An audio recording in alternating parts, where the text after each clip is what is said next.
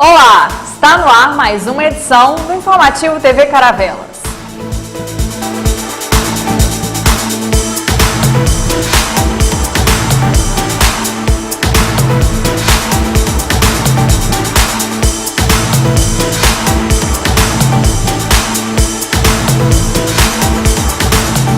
Coronel Fabriciano registra 2 assassinatos em menos de 24 horas.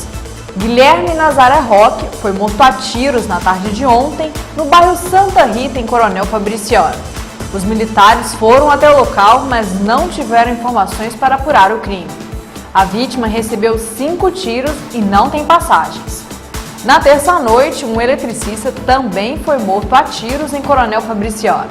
Lucas Cândido Silva, de 26 anos, morreu no bairro Frederico Ozanam. Testemunhas disseram à polícia que viram pelo menos 8 pessoas saírem correndo do local do crime. E até o momento, nenhum criminoso foi identificado.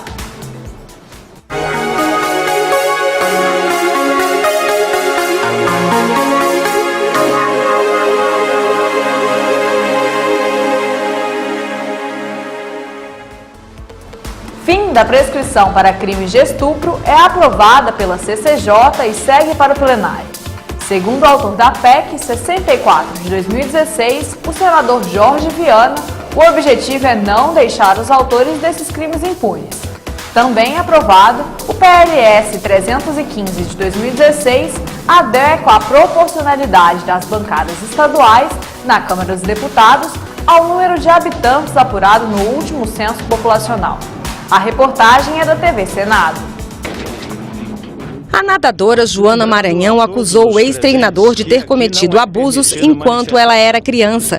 Quando fez a denúncia, tinha 21 anos, mas o ex-treinador não pôde ser julgado porque o crime havia prescrito, ou seja, o prazo para entrar na justiça tinha acabado. A denúncia da nadadora motivou mudanças na lei. Em 2012, a Lei Joana Maranhão aumentou o tempo de prescrição nos casos de crime de estupro. Pela lei, a prescrição só começa a contar após a vítima completar 18 anos e pode durar até 20 anos, dependendo da pena aplicada. Mas os senadores da Comissão de Constituição e Justiça entenderam que esse tipo de crime não pode ter prazo de validade. A proposta aprovada acrescenta à Constituição o crime de estupro como imprescritível, assim como o racismo. O texto vai a plenário. Segundo dados do IPEA, 70% dos casos de estupro envolvem crianças e adolescentes. Quanto tempo leva, senhor presidente, para se recuperar no íntimo da alma uma infância perdida, uma adolescência violada? Neste particular, há um agravante muito específico no que diz respeito à violência sexual. É que, como é sabido, grande parte dos casos ocorre no ambiente familiar da vítima. Os 20 anos resolvem esse problema. Agora, a imprescritibilidade me parece uma redução ao absurdo no próprio sistema judiciário. Insistindo que o crime é absurdo, que deve ter penas duras, eu não poderia, com a formação que eu tenho de advogado, votar na imprescritibilidade do tipo. Uma criança de 13 anos, de 12 anos, ela dificilmente vai reunir as condições de denunciar alguém superior a ela. E ela fica com a chaga, com um trauma para a vida inteira. Os senadores aprovaram também projeto que altera a composição da Câmara dos Deputados. Pela Constituição, as bancadas estaduais refletem o tamanho da população, mas não foram alteradas desde a Constituição de 88, embora o número de habitantes de cada estado tenha variado. O projeto prevê que no ano anterior a cada eleição seja feita nova atualização. Com isso, as bancadas estaduais podem perder ou ganhar deputados. Uma vez que a demografia é essencialmente dinâmica, congelar a representação política na distribuição adequada para a população brasileira de 1985 e utilizar essa mesma distribuição nas eleições posteriores até 2018 implica claramente conceder maior valor de voto a brasileiros residentes em alguns estados e menor valor ao voto de outros brasileiros residentes em outras unidades da federação. A omissão pregressa do Congresso Nacional nessa matéria atenta, portanto, a rigor contra os direitos e garantias individuais sexuais, consagrados como cláusula pétrea da Constituição, por força do disposto no artigo 60, parágrafo 4º. Nós não estamos alterando o número de deputados da Câmara Federal. São 513 e permanece 513. E mantido o que diz a Constituição. No mínimo 8 e no máximo 70. Entre os dois parâmetros mínimos e máximos, há a distribuição pelos demais estados e Distrito Federal. Senado aprova mudanças no Estatuto da Criança e do Adolescente para combater a pedofilia. O PLS 100 de 2010 regulamenta ações de infiltração de agentes policiais na internet em operações contra a pedofilia. Outro texto, aprovado na forma de substitutivo da Câmara, determina a perda de bens usados na exploração sexual de menores. As propostas seguem para a sanção. Senadores aprovaram 2 projetos que alteram o Estatuto da Criança e do Adolescente. Um deles foi apresentado pela CPI da pedofilia. Ele permite que policiais se infiltrem na internet, desde que com autorização judicial, para investigar crimes sexuais envolvendo crianças e adolescentes. É por intermédio da internet que grupos que exercem essa atividade criminosa da prática da pedofilia e que, sem a possibilidade de investigação dentro da própria internet, se torna difícil o processo de esclarecimento desses crimes, como também e principalmente a possibilidade de atuar preventivamente. A exploração sexual de menores já tem pena prevista de 4 a 10 anos de prisão e multa. A outra proposta aprovada acrescenta que o dinheiro e os bens apreendidos nesses casos sejam destinados ao Fundo dos Direitos da Criança e do Adolescente do estado onde o crime ocorreu. Uma pessoa que é proprietário de uma casa e usa a sua casa, senadora Vanessa, para fazer um prostíbulo para exploração sexual da criança e do adolescente, uma vez configurado esse crime, ele, além da prisão, além da multa, se ele for dono daquele imóvel, ele vai perder a casa. Para virar lei, as 2 propostas precisam da assinatura do presidente Michel Temer. Outro projeto que passou pelo plenário pode tornar mais baratas as viagens nacionais compradas em agências de turismo. Ele limita a cobrança do ISS, Imposto sobre Serviço, à comissão que remunera a agência. Essa medida evita que o consumidor pague 2 vezes o mesmo imposto.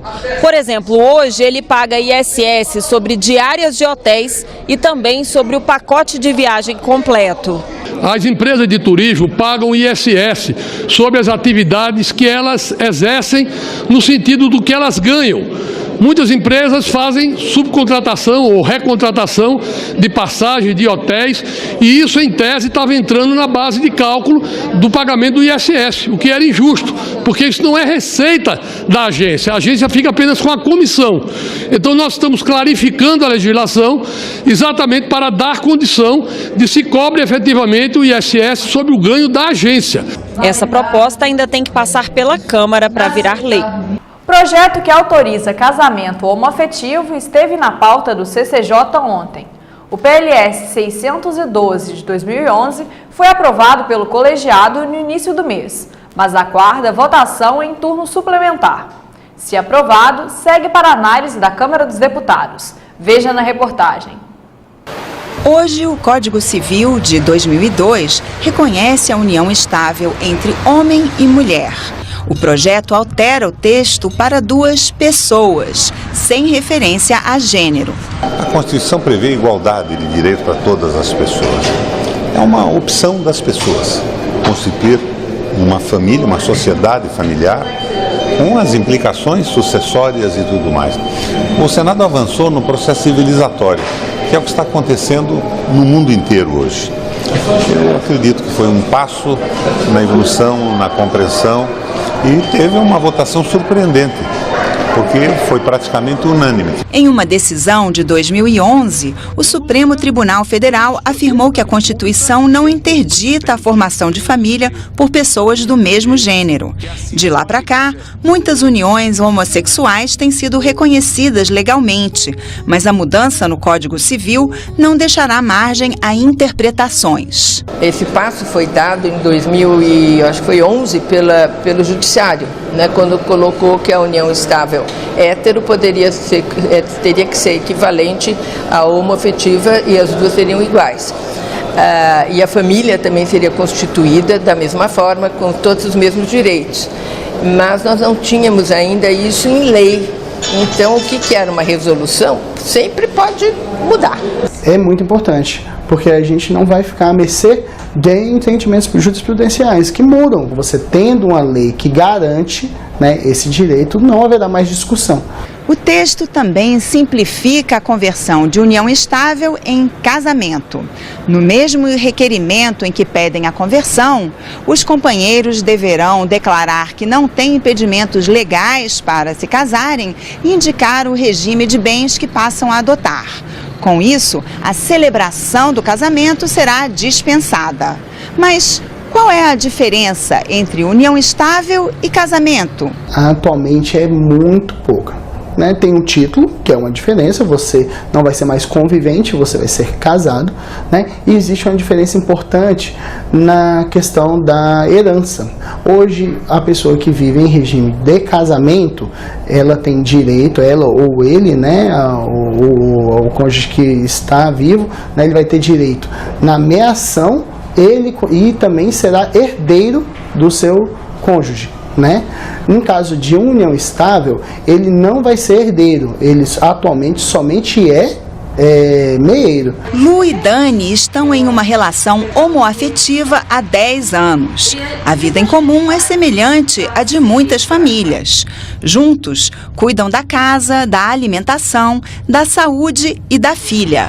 É justamente por causa dela que eles pensam em oficializar a união. Por direito principalmente de Camila, para assegurar a Camila. Então, precisa sim do documento, precisa da parte escrita, né, que é ou a união estável ou o casamento mesmo. Eu tive caso na faculdade, mas foi um debate, né, que o professor no primeiro dia de aula, no primeiro semestre, debateu justamente sobre o casamento, né. Mandou formar grupos na sala de aula justamente para dizer se era a favor ou contra o casamento de pessoas do mesmo sexo no civil, né? E 99% da minha turma foi contra, né? Mas em todos os momentos a justificativa era o lado religioso. E aí eu tive que explicar né, que a gente estava tratando era de casamento civil e não religioso. E depois dessa conversa que a gente teve, desse debate em sala de aula, a visão de muitos mudaram, né? E começaram a perceber que realmente ele é para todos. A Polícia Militar de Coronel Fabriciano lançou oficialmente o programa Celular Seguro, que visa agilizar a recuperação de celulares roubados ou furtados na cidade. Em Fabriciano, foram registrados só no ano passado 1.630 ocorrências relacionadas a roubos e furtos de aparelhos celulares. Em 2017, nos 3 primeiros meses do ano, foram 365 ocorrências. Para fazer parte do programa, é necessário se cadastrar pelo site da Polícia Militar. Na página, são solicitadas informações como e-mail, número de CPF e da carteira de identidade do dono do aparelho. Os dados ficam registrados no sistema da polícia e as informações podem ser consultadas nas ocorrências de roubo ou furto. O programa já existe em 26 cidades do estado e em Coronel Fabriciano é a primeira do Vale do Aço a receber o projeto. Em pouco mais de uma semana de funcionamento, um aparelho já foi recuperado.